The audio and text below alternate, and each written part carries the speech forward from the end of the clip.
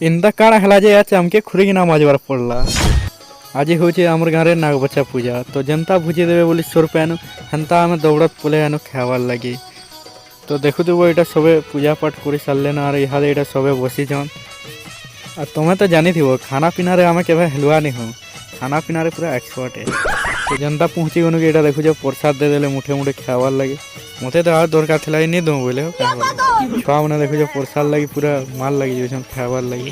तो यहाँ इहादे भोज स्टार्ट हो गलान पैन पुना टे दे लगे बोले बोले आम बाल्टीन धरनु और दे लगनु यहाँ देखो पिला के इे सियाड़े गुंधले हुए पैन दूस इहादे यहाँ आम खावार लगे बसी गनु देखो तो देल और मांस हो मांस बोले तो जानी थी केनता लग्सी पूरा। तो यहाँ के देखो तो पूरा मांस घिची घिची कर कैंची दूसरी फ्री मिलले तो ये दाल भात भी नहीं छाना और रेस्ट तो मांस हो बोले ये केनता खावे खे खुआ सानू एक खुरी की ना माजब जो बोले ये तो पूरा खेला सब जिरी गला मोर जीवन रे केबे खुरी की ना निमाय थे एटा पहला माजबार पड़ी क्या करबो हला निकला नहीं मायला नहीं चले। भिडियो यदि भल लागला लाइक टे मार दबो निहला निगला नहीं करबो।